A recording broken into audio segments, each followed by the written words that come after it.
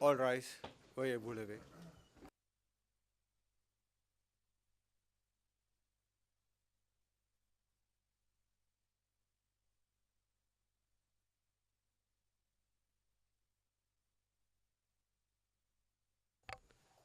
The mechanism for international criminal tribunals is now in session. L'audience du mécanisme pour le tribunal pénal international est ouverte. Please be seated.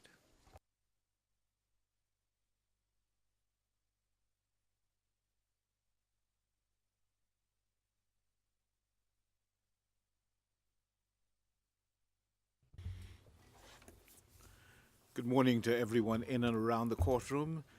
Would the registrar please call the case?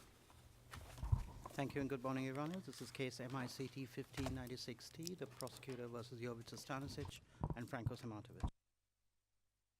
Thank you. And may we begin by taking the appearances today, please. Good morning, Your Honors.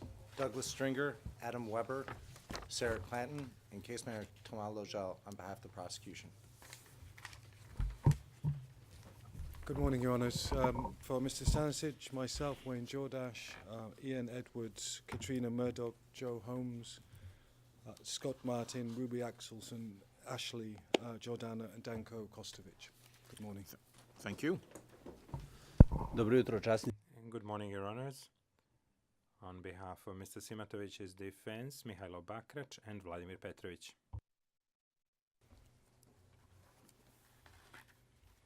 Before we proceed with the conclusion of the prosecution's opening statement, I would briefly address a scheduling matter raised by the Stanišić defense at the close of yesterday's session.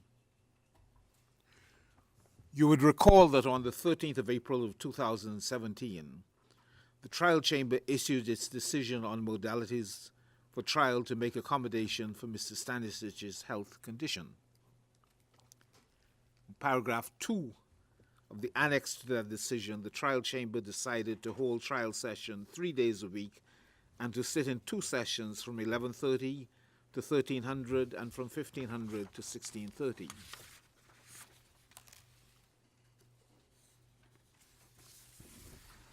The Stanišić defense proposed moving the commencement of these sessions early in the day to give Mr. Stanišić the afternoon and evening to recover and prepare for the next day.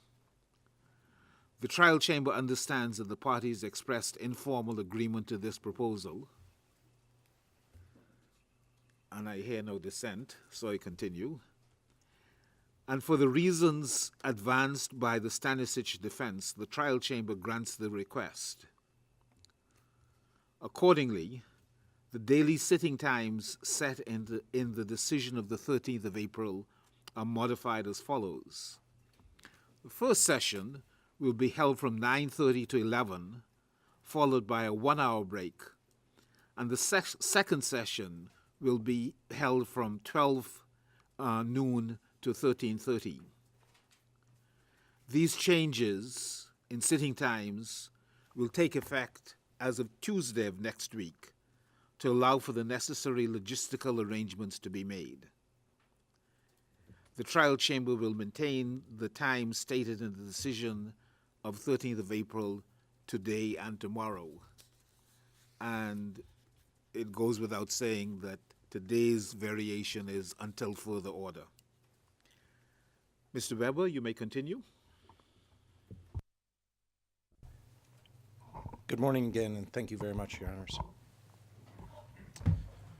Returning to where I left off yesterday, and turning to the third stage of the cleansing campaign in Bosnia.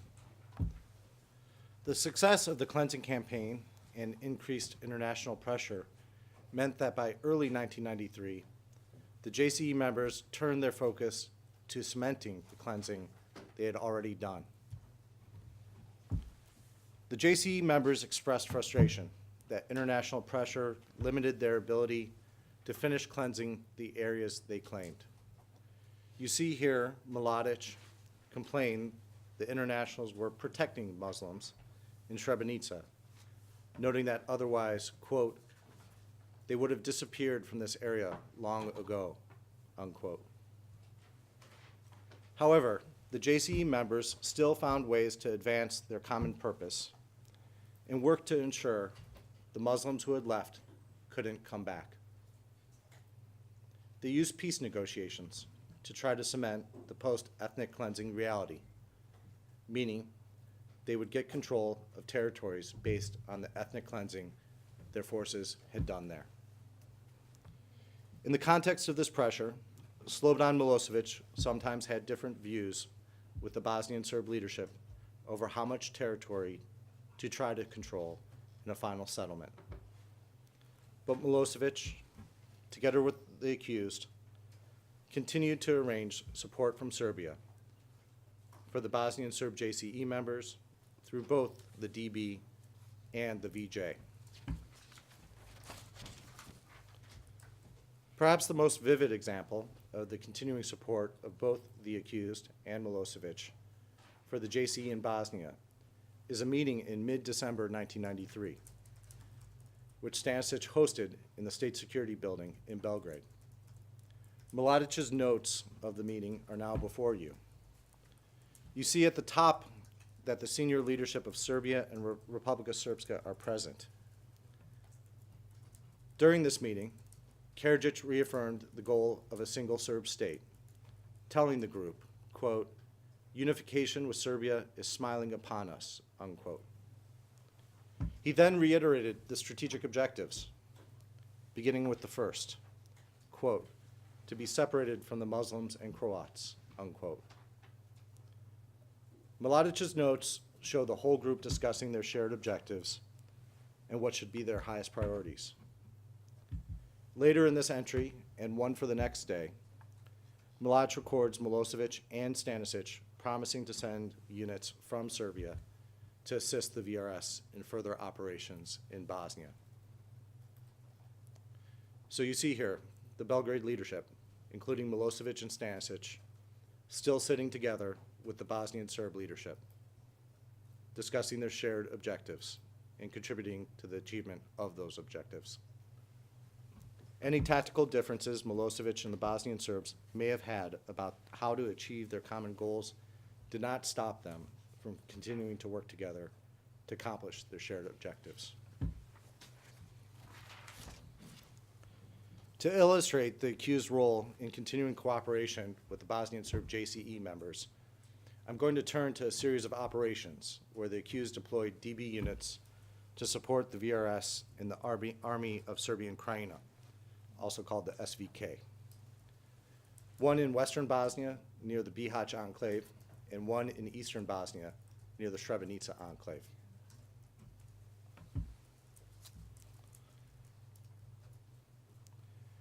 Starting in November 1994, the accused deployed all three of their special units, the unit, the Serbian Volunteer Guard, and the Scorpions, in a joint operation in northwestern Bosnia as part of Operation Pauk, or Spider. This operation took place from mid-1994 to August 1995. During this operation, they aligned themselves with the separatist forces of the autonomous region of western Bosnia.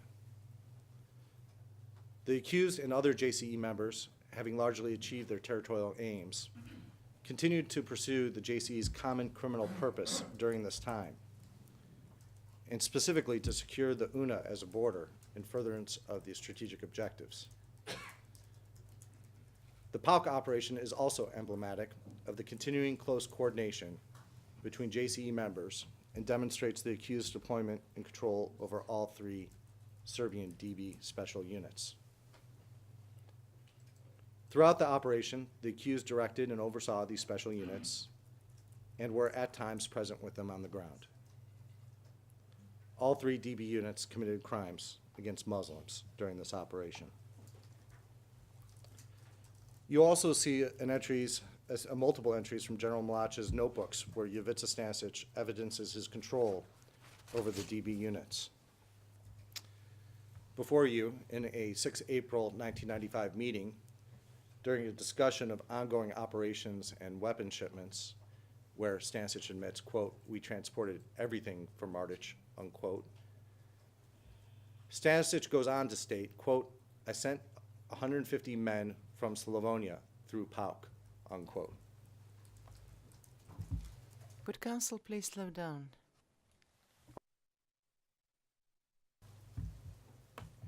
At a later 30 June 1995 meeting, on the eve of the Trnava operations, Stanišić states, quote, "We gave 80 from Erdut. We gave 80 from Jelatovci," unquote. As you heard earlier yesterday, these are references to the bases of the Serbian Volunteer Guard and the Scorpions in the SBWS. At this time, at the same meeting, Stanišić also insists, quote, "My men should be fully considered when planning an operation," unquote.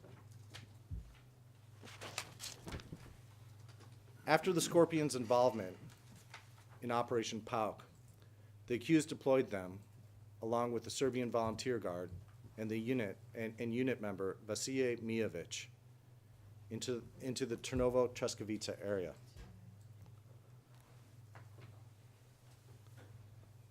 Where they remained for nearly 1 month until being redeployed by the accused to Serb-held areas of Croatia in the SBWS.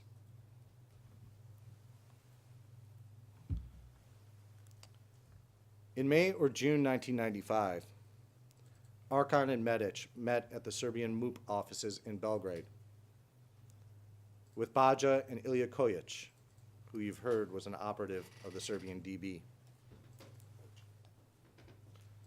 At the meeting, the instructions were that the Scorpions, the Serbian Volunteer Guard, and a unit named the Plavi should be deployed to the front at Trnovo for a month.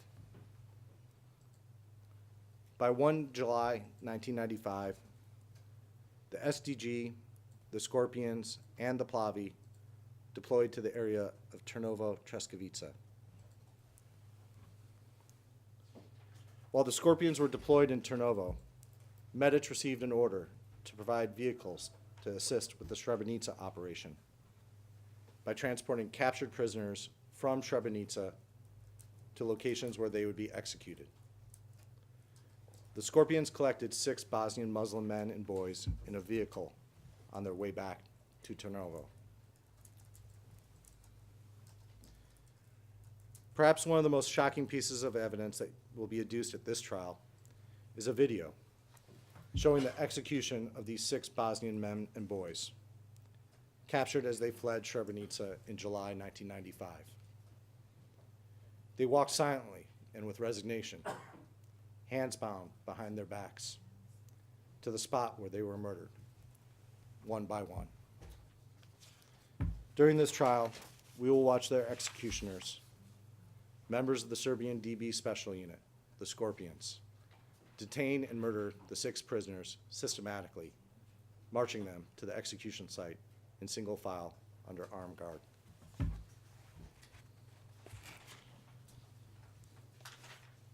Turning to the last municipality charged in the indictment, Sanski Most, where members of the Serbian Volunteer Guard committed a series of murders and other crimes in September 1995.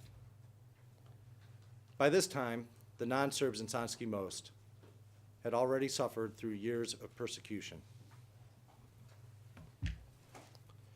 The takeover of Sanski Most in April and May 1992 followed the same pattern as in other JCE-targeted municipalities. The VRS, RS MUP, and other Serb forces forced non-Serbs to flee during and following the takeover. They murdered non-Serbs and arbitrarily arrested and detained non-Serbs in inhumane conditions. By October 1992, thousands of non-Serbs had been forced from the region. This is reflected in a 1995 RS MUP document showing a decrease in the Bosnian Muslim and Croatian population from approximately 54% in 1991 to 10% by 1995. The non-Serbs who remained in Sanski Most after 1992 were subjected to forced labor and other atrocities for the next 3 years. Then, after having many of their neighbors and family members expelled and exposed to crimes, the remaining residents fell victim to the vicious acts of the Serbian Volunteer Guard in the waning days of the conflict in Bosnia-Herzegovina. In September 1995, the accused sent Arkan and the Serbian Volunteer Guard to Sanski Most in coordination with Bosnian Serb authorities. During this time, SDG members summarily executed 2 groups of non-Serbs. On the 20th of September 1995, Arkan's Tigers took at least 12 men from the Hotel Sanis to a house in a nearby village. There, the men were shot 2 at a time. The last 2 victims had their throats slashed before being shot. Another mass execution occurred when SDG members detained men who had been separated in Sanski Most from women, children, and elderly, and forced these men onto a bus. Several SDG members then raped the only Bosnian woman on the bus in front of the detained men. The men were subsequently taken off the bus in small groups, and SDG members executed them with gunshots to the head. The remains of 65 victims were found in 2 mass graves in the Sasina area. 1 month later, in late October 1995, following the events in Sanski Most, Radovan Karadzic would publicly give an award to Arkan and Bilina, a thank you at the conclusion of his efforts, in front of the very town hall where it began back in 1992. He was now leaving Bosnia, his work now complete. The Chamber will receive evidence of the accused's participation in Sanski Most operations from a number of sources, including witnesses, the notebooks of General Mladic, and the DB's own payment records. If I could please ask the next slide not to be broadcast.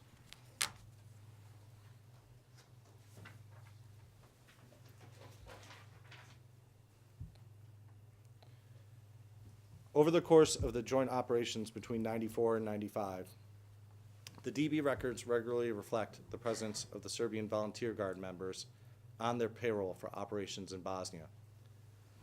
These records show per diem payments made in addition to the normal salary of SDG members. Before you is a JATD DB payment list from September 1995. The first 2 names on this list, among the many members of the Serbian Volunteer Guard, are Milorad Ulamek, also known as Legia, and Marko Pejic, also known as Peja. These 2 prominent members both deployed as part of the DB's operations for years, dating back to the crimes in Zvornik during 1992, and then in Sanski Most in 1995.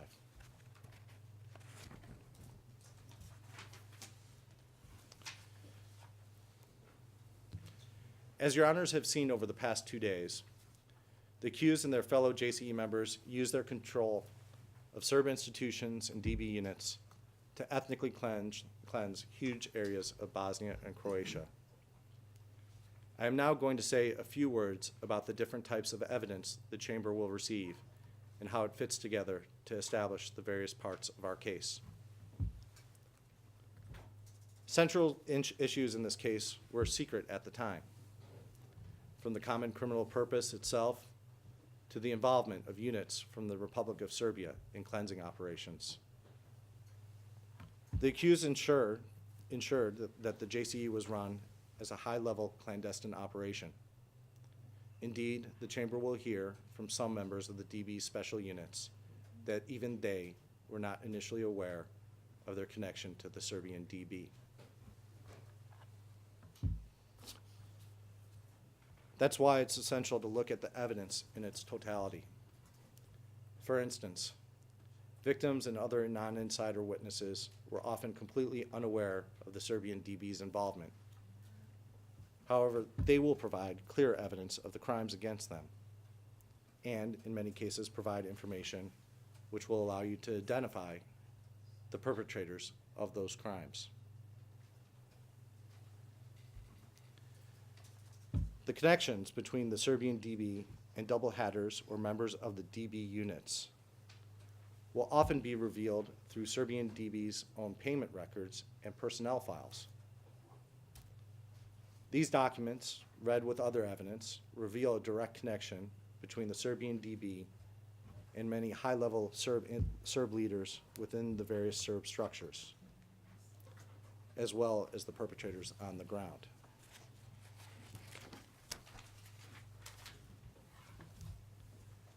Insider witnesses will help contextualize these documents and also place the DB units on the ground in the municipalities where crimes are charged while the crimes were happening. Some of the insiders you will hear from were proximate to the commission of crimes or had close relationships with the physical perpetrators or the accused. Whether out of partial ignorance, loyalty, or just self-preservation, some of these insiders may deny crimes ever happened or minimize the Serbian DB's connection to crimes and the perpetrators of crimes. Throughout this opening, you have also seen statements by JCE members.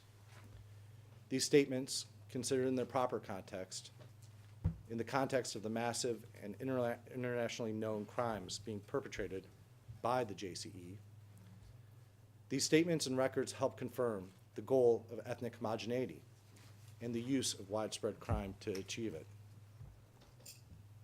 Sometimes JCE members spoke and wrote carefully, conscious of the gravity of what they were discussing. Sometimes, when amongst their fellow JCE members and units, they spoke more openly about their contributions, often in heroic terms. Franko Simatović did exactly this when he chronicled in detail the DB's extensive contributions during a speech at a ceremony in 1997.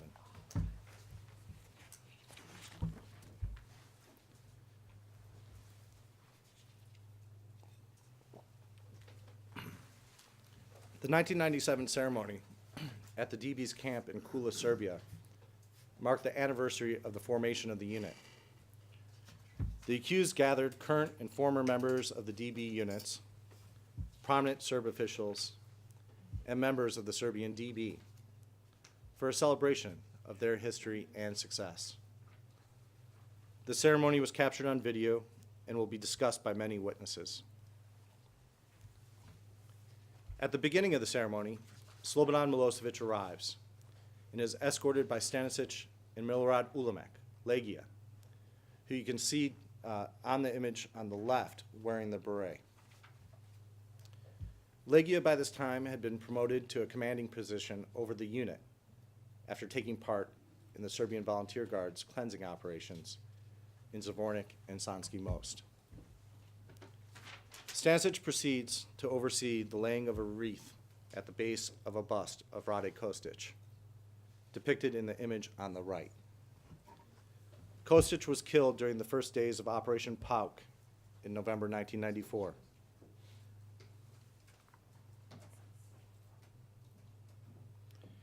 In fact, the name of this location was the Radislav Kostic Kula Center. The DB dedicated this camp to Kostic after his contributions to the ethnic cleansing in Baranja and Zvornik. Stanišić then takes Milosevic to greet many of the longtime unit members.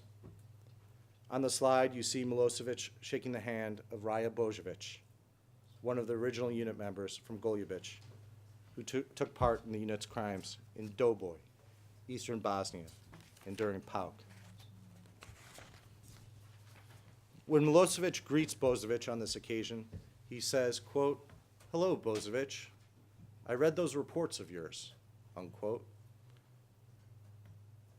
The featured speaker on this day was the person who the unit members considered to be their commander over the years, Franko Simatović. Simatović prepared remarks and addressed those that came to the Kula ceremony. Here's how his speech began.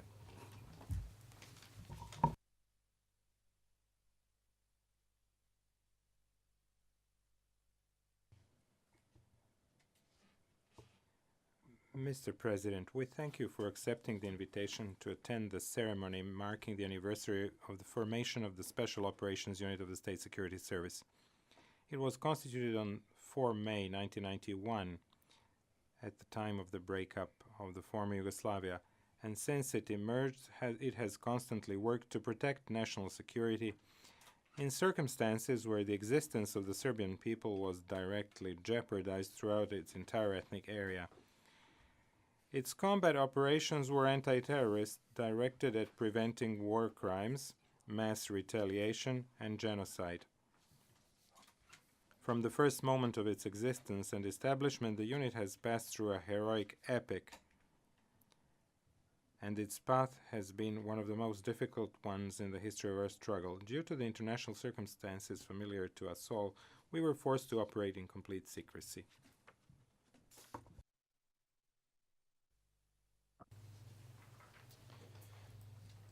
In these introductory remarks, Simatović acknowledges the unit's formation on 4 May 1991, when it was first formed from the trainees at Golubich, and how the unit operated in complete secrecy. After this, Simatović continues and explains the unit's history.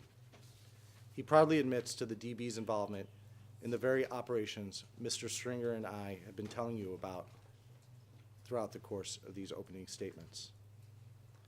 Places where the DB units committed grievous crimes and acted with impunity.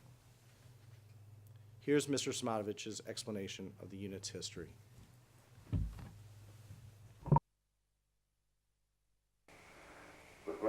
Mr. President, allow us to inform you briefly about the unit's history, its combat record, present situation, and function. When it was formed, its core was made up of members of our service, Republic of Serbia and Krajina police, and volunteers from Serbia.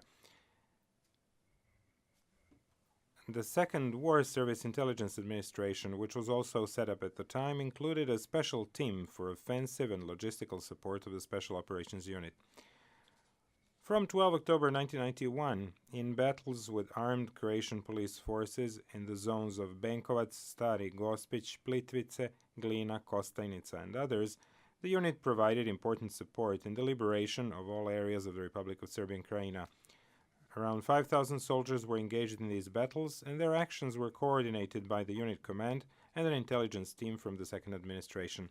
In May 1991, an air helicopter squadron was formed, which transported tons of special shipments, equipment, troops, and machinery from the improvised airfields of Medano Polje, Petrovac, Velika Popina, Srb, and Udbina, and carried out numerous complex tasks while war operations were ongoing. In September 1991, a part of the unit was transferred to Serbia, where its reconstruction was conducted and high-quality professional training organized. These two units were involved in operations in eastern Slavonia, Baranja, and western Srem. 26 training camps for special police units of Republika Srpska and the Republic of Serbia and Krajina were also formed in that period. In the Republic of Serbia and Krajina, in Golubić, Dinara, Obrovac, Gračac, Plitvice, Šumarice, Petrova Gora, Lički, Osik, Benkovac, Ležimir, Ilok, and Vukovar, and in RSK, in Banja Luka, Doboj, Šamac, Brčko, Bijeljina, Trebinje, Višegrad, Ozren, and Mrkonjić Grad.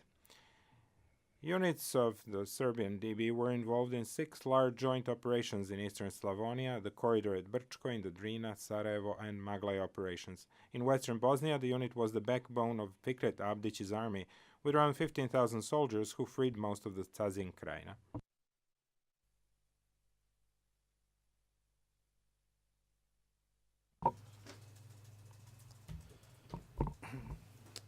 We will prove that in the places Mr. Simatović mentioned, and in others, the various Serb forces brutally implemented the common criminal purpose. They did this by expelling hundreds of thousands of Croats, Muslims, and non-Serbs from areas where they had lived for generations. They murdered, mistreated, raped, and unlawfully detained civilians and prisoners. And they looted and destroyed on a massive scale. These crimes left non-Serbs no choice but to flee. The crimes followed a clear pattern. and the charged municipalities and the charged crimes were committed as part of the execution of a joint criminal enterprise, which had as its common purpose to establish a Serb-controlled area covering large parts of Croatia, Bosnia, and Serbia. Returning to the Kula ceremony, after Simatovic's speech, Stanišić tours the Kula Center with Milosevic. On the slide before you, Stanišić is showing him a map of the camps established by the accused throughout Croatia and Bosnia, where they financed, trained, and armed Serb formations for years. Camps they used to launch coordinated joint operations with other Serb forces and commit crimes in furtherance of the JCE's common criminal purpose. After the departure of many of the dignitaries, Stanišić presides over a private ceremony where he presents awards based on the past contributions of unit members. On the left, Stanišić is seen standing before the upward sword emblem of the Serbian DB during this awards presentation. As you recall, this is the same symbol that can be seen on the DB special unit patches shown to you earlier. On this occasion, and among the people Stanišić presents with an award, is Captain Dragan. He gives him a dagger in a box for his past service, a recognition provided to the person they recruit to start everything at the very beginning in the Krajina area of Croatia. This is where we will begin with our initial witnesses. Lastly, we come back before you today to begin a retrial. The judgment from the first trial having been reversed by the appeals chamber. Decades after the crimes, the victims and their families are still waiting. Justice has not yet been done. At the end of this trial, we will come back before you. We will ask for a complete judgment, one that reaches the only just conclusion based on the totality of the evidence, one that finds the accused responsible for over 4 years of crimes committed by their own units and for their own actions that furthered the commission of crimes on a horrific scale. A judgment that holds the accused, Jovica Stanišić and Franko Simatović, responsible as members of a joint criminal enterprise. That concludes the prosecution's opening statement. At this time, we are prepared to call our first witness. Thank you, Mr. Weber. At the pretrial conference, counsel for both accused indicated that neither of them intended to make opening statements. And in addition, the chamber understands that neither accused wished to make statements in accordance with Rule 101. And I would inquire for the record whether this position still stands. For Mr. Stanišić, the position remains the same. Thank you. Da, časni sude. Yes, Your Honor, that's correct.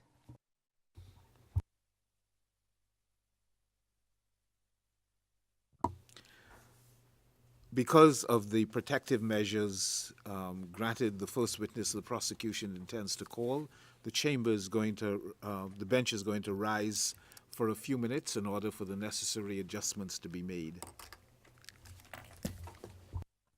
All rise. Voyez-vous lever.